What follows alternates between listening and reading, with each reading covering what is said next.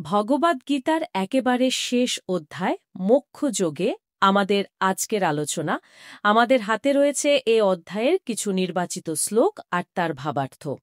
আমরা দেখব কুরুক্ষেত্রের যুদ্ধক্ষেত্রে দাঁড়িয়ে অর্জুনের একটা খুব সাধারণ প্রশ্ন, সন্ন্যাস আর ত্যাগের মধ্যে আসল তফাৎটা কি, কিভাবে একটা গভীর জীবন দর্শনে পরিণত হয়। ঠিক। আর এই অধ্যায়ের মজাটা হলো শ্রীকৃষ্ণ শুধু এই দুটো শব্দের তফাৎ বুঝিয়েই থেমে যাননি। তিনি আমাদের কাজ, জ্ঞান, এমনকি সুখের মতো বিষয়গুলোকেও তিনটি গুণের সত্ত্ব, রজ, তম লেন্স দিয়ে দেখতে শিখিয়েছেন। আজকের আলোচনার উদ্দেশ্য হল এই গভীর দর্শনকে সহজভাবে বোঝা, যা শুধু অর্জুনের জন্য নয়, আমাদের দৈনন্দিন জীবনের সিদ্ধান্তগুলোর জন্য প্রাসঙ্গিক। চলুন তাহলে অর্জুনের প্রশ্নটা দিয়ে শুরু করা যাক। তিনি জানতে চাইছেন সন্ন্যাস আর ত্যাগের আসল মানে কি। সত্যি বলতে কি, দুটো শব্দ শুনলে তো মনে হয় একই জিনিস, দুটোই তো কিছু একটা ছেড়ে দেওয়ার কথা বলছে। আপাতদৃষ্টিতে তাই মনে হয়, আর এখানেই গীতার সৌন্দর্য। শ্রীকৃষ্ণ উত্তরে বলছেন, কিছু জ্ঞানী ব্যক্তি মনে করেন কোনো ফলের আশায় যে কাজ করা হয়, কাম্য কর্ম, সেটা ছেড়ে দেওয়াই হলো সন্ন্যাস। আচ্ছা। আর অন্যদিকে বিচক্ষণ ব্যক্তিরা বলেন, যে কোনো কাজের ফলের উপর থেকে নিজের অধিকার বা আসক্তি ছেড়ে দেওয়াটাই হলো ত্যাগ। বাহ, এটা তো দারুণ একটা পার্থক্য। তার মানে একজন সার্জন যিনি নিরাসক্তভাবে অপারেশন করেন, তিনি একজন ত্যাগী, যদিও তিনি প্রচণ্ডভাবে কর্ম করছেন।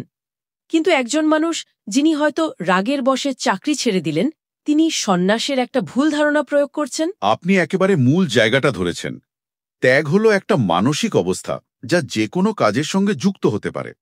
আর সন্ন্যাস বলতে এখানে নির্দিষ্ট কিছু কাজ ছেড়ে দেওয়াকে বোঝানো হচ্ছে। কিন্তু তখন সমাজে কর্ম নিয়ে আরও একটা বড় বিতর্ক ছিল। কেউ কেউ বলতেন সব কাজেই কিছু না কিছু খুঁত থাকে, তাই সব কাজ ছেড়ে দেওয়াই ভালো। আবার অন্যরা বলতেন যজ্ঞ, দান, তপস্যার মতো কাজগুলো কখনোই ছাড়া উচিত নয়। এটা তো একটা চিরকালীন প্রশ্ন, কাজ করব নাকি করব না, করলে কতটা করব। শ্রীকৃষ্ণ এর একটা খুব স্পষ্ট সমাধান দিয়েছেন। তিনি বলছেন, যজ্ঞ, দান বা তপস্যার মতো কাজগুলো সমাজের মঙ্গলের জন্য জরুরি। হ্যাঁ, এগুলো তো মনীষীদেরও মনকে শুদ্ধ করে। ঠিক তাই, তাই এগুলো ছাড়া উচিত নয়। তবে আসল কথাটা হলো, এই কাজগুলো করতে হবে ফলের আশা আর আসক্তি ছেড়ে, শুধু কর্তব্যবোধ থেকে। এটাই তার মতে শ্রেষ্ঠ পথ। অর্থাৎ কর্ম থেকে পালানো নয়, কর্মফলের চিন্তা থেকে নিজেকে মুক্ত করাটাই আসল ত্যাগ। আচ্ছা, তার মানে কাজ ছেড়ে দেওয়াটা আসল সমাধান নয়, বরং ফলের চিন্তা ছাড়া কাজ করাটাই আসল ত্যাগ। কিন্তু সব ধরনের ছেড়ে দেওয়া কি এক, নাকি এরও কোনো প্রকারভেদ আছে? খুব ভালো প্রশ্ন। শ্রীকৃষ্ণ বলছেন, এই ত্যাগও ৩ রকমের হয়, আমাদের মানসিকতার উপর ভিত্তি করে। প্রথমে আসে তামসিক ত্যাগ, যখন কেউ নিছক মোহ বা অজ্ঞতার কারণে নিজের জরুরি কাজটা ছেড়ে দেয়, সেটাই তামসিক ত্যাগ। এটা আসলে দায়িত্ব থেকে পালানো। যেমন ধরা যাক, পরিবারের দায়িত্ব পালন করা কঠিন লাগছে বলে কেউ সব ছেড়ে ছুড়ে চলে গেল। ঠিক তাই। এরপর আসে রাজসিক ত্যাগ, যখন কেউ শারীরিক কষ্টের ভয়ে বা কাজটাকে খুব বিরক্তিকর মনে করে ছেড়ে দেয়। যেমন পড়াশোনা করা বা শরীর চর্চা করা কষ্টকর মনে হওয়ায় মাঝপথে হাল ছেড়ে দেওয়া। এই ধরনের ত্যাগের মধ্যে একটা স্বার্থপরতার ভাব থাকে, তাই এর থেকে আসল মানসিক শান্তি বা মুক্তি মেলে না। তাহলে শ্রেষ্ঠ ত্যাগ কোনটা, কোনটাকে আমরা আদর্শ বলতে পারি?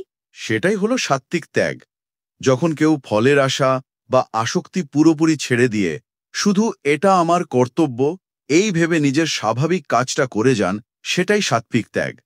এই ধরনের ত্যাগী ভালো কাজ হলে খুব বেশি উল্লেসিত হন না, আমার খারাপ কিছু ঘটলে ভেঙেও পড়েন না। তিনি জানেন তার কাজ হলো চেষ্টা করা, ফলাফল তার হাতে নেই। তার মানে দেহধারী হিসেবে আমাদের পক্ষে তো সব কাজ বন্ধ করে দেওয়া সম্ভবই নয়। তাই আসল ত্যাগী তিনি নন যিনি কর্ম ছেড়ে দিয়েছেন, বরং তিনি যিনি কর্মফল ছেড়ে দিয়েছেন। কর্মফলের চিন্তা ছেড়ে দেওয়াই আসল কথা। একদম। আর এই ভাবনাটা আমাদের পরের একটা খুব গভীর দার্শনিক তত্ত্বের দিকে নিয়ে যায়। শ্রীকৃষ্ণ বলছেন, আমরা যে কাজ করি তার পেছনে শুধু আমরা একা নই, মোট 5টি কারণ থাকে। আমরা নিজেদের যতটা কর্তা ভাবি ততটা হয়তো নই। এটা তো খুব আকর্ষণীয় একটা ধারণা। তার মানে আমার সাফল্যের পুরো কৃতিত্ব আমার নয়, বা ব্যর্থতার পুরো দায়ও আমার নয়। কি সেই 5টা কারণ? হ্যাঁ, এটা সাংখ্য দর্শনের একটা গুরুত্বপূর্ণ সিদ্ধান্ত। প্রথম কারণটা হলো অধিষ্ঠান, অর্থাৎ আমাদের এই শরীর, যেটা কাজের আধার। আচ্ছা।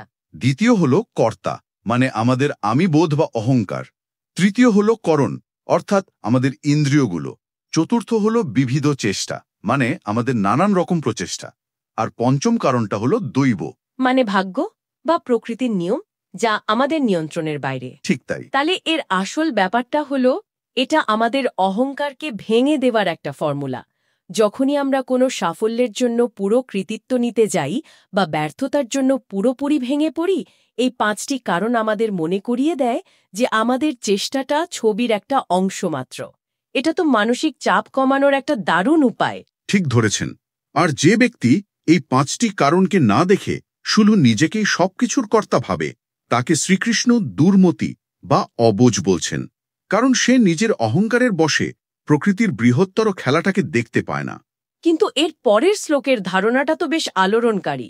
বলা হচ্ছে, যার মধ্যে অহংকারের ভাব নেই এবং যার বুদ্ধি কর্মফলে লিপ্ত হয় না, তিনি সমস্ত জীবকে হত্যা করেও হত্যা করেন না এবং সেই কর্মফলে আবদ্ধও হন না। 1 মিনিট, এই কথাটা তো খুব বিপজ্জনক শোনাচ্ছে। এর মানে কি এই যে কেউ যদি নিজেকে অহংকার মুক্ত মনে করে, তাহলে সে যা খুশি তাই করতে পারে? এটাকে তো ভুলভাবে ব্যবহার করা হতে পারে। এটা একটা খুবই সঙ্গত প্রশ্ন। আপাতদৃষ্টিতে কথাটা শকিং মনে হতে পারে, কিন্তু এখানে আক্ষরিক অর্থে যা খুশি করার ছাড়পত্র দেওয়া হচ্ছে না। এখানে কর্মের পেছনে চেতনা বা উদ্দেশ্যকে গুরুত্ব দেওয়া হচ্ছে। যখন কর্তা হওয়ার অহংকার আর ব্যক্তিগত লাভ ক্ষতির চিন্তা থাকে না, তখন সেই কাজটা কোনো নতুন কর্মবন্ধন তৈরি করে না। ও আচ্ছা। অর্জুনের ক্ষেত্রে তিনি যদি ব্যক্তিগত রাগ বা প্রতিহিংসার বশে যুদ্ধ না করে শুধুমাত্র নিজের ক্ষত্রিয় ধর্ম পালনের জন্য যুদ্ধ করেন, তাহলে সেই হিংসার কর্মফলে তিনি আবদ্ধ হবেন না। এটা একটা গভীর আধ্যাত্মিক অবস্থা, কোনো অন্যায়ের লাইসেন্স নয়। বোঝা গেল, কাজের চেয়েও কাজের পেছনের উদ্দেশ্যটা এখানে প্রধান। তার মানে আমাদের ভেতরের মানসিক অবস্থাটাই সব।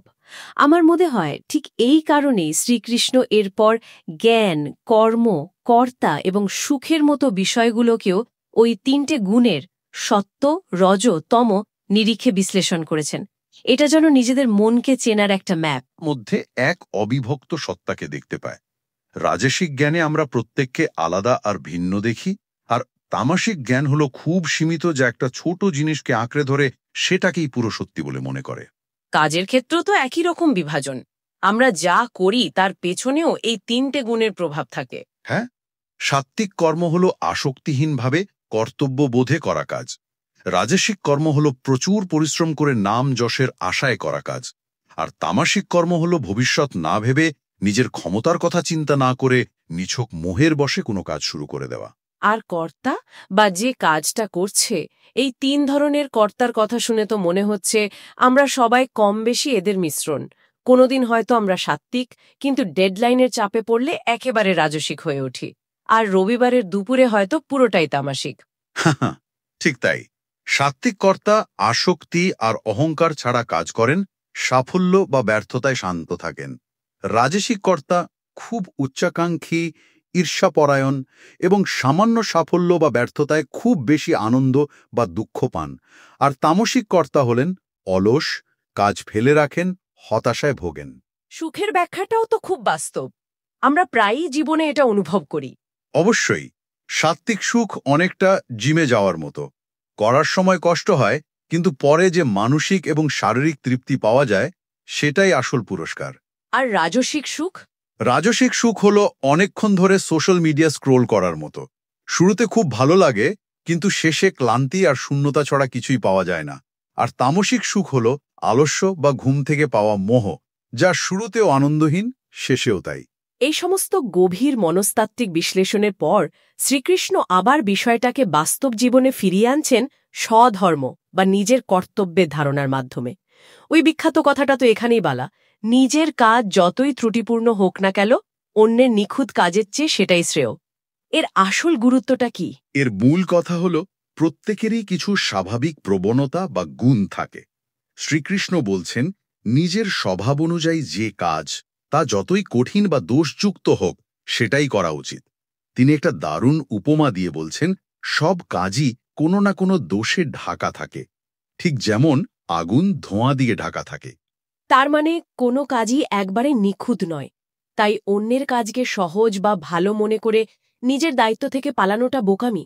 ঠিক, পালানোর মধ্যে কোনো সমাধান নেই, বরং নিজের স্বাভাবিক কাজটাকেই যদি নিষ্ঠার সঙ্গে করা যায়, সেটাকেই যদি ঈশ্বরের উপাসনা হিসেবে দেখা যায়, তাহলে সেই কাজের মাধ্যমেই পরম সিদ্ধি বা মুক্তি লাভ করা সম্ভব।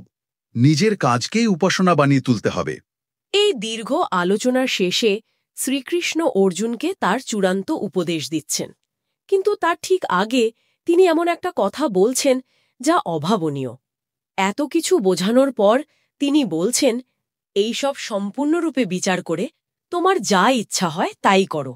এখানে তো মানুষের ইচ্ছার স্বাধীনতাকে একটা বিরাট স্বীকৃতি দেওয়া হয়েছে। এটা গীতার অন্যতম শ্রেষ্ঠ মুহূর্ত। ঈশ্বর এখানে কন্ট্রোলার নন, তিনি পথ প্রদর্শক। তিনি সব বিকল্প, সব জ্ঞান তুলে ধরে চূড়ান্ত সিদ্ধান্ত নেওয়ার ভার অর্জুনের হাতেই ছেড়ে দিচ্ছেন। এরপরেই তিনি তার সবচেয়ে ব্যক্তিগত এবং চরম উপদেশটি দিচ্ছেন, কারণ অর্জুন তার অত্যন্ত প্রিয়। আর সেই উপদেশটি হল ভক্তি এবং শরণাগতির পথ। সেই বিখ্যাত শ্লোক যা এই অধ্যায়ের সারমর্ম হিসেবে ধরা হয়। হ্যাঁ, তিনি বলছেন, আমাতে মন দাও, আমার ভক্ত হও, আমার পূজা করো, আমাকে নমস্কার করো। সব রকম ধর্ম বা জাগতিক কর্তব্যের চিন্তা ছেড়ে কেবল আমার শরণাগত হও। আমি তোমাকে সমস্ত পাপ থেকে মুক্ত করব।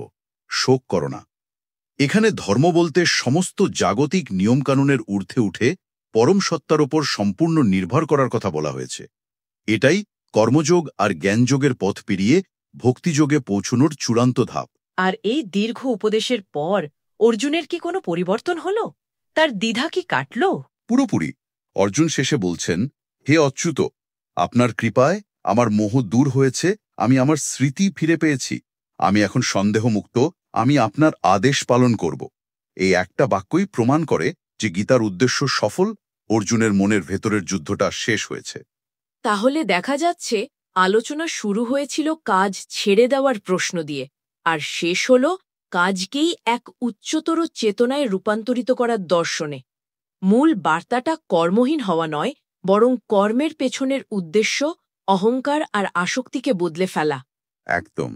আর গীতা এখানে শুধু একটা দার্শনিক গ্রন্থ হয়ে থেকে যায় না, এটা একজন মানুষের মনের গভীর দ্বিধা থেকে তার সমাধানের একটা সম্পূর্ণ যাত্রাপথকে তুলে ধরে।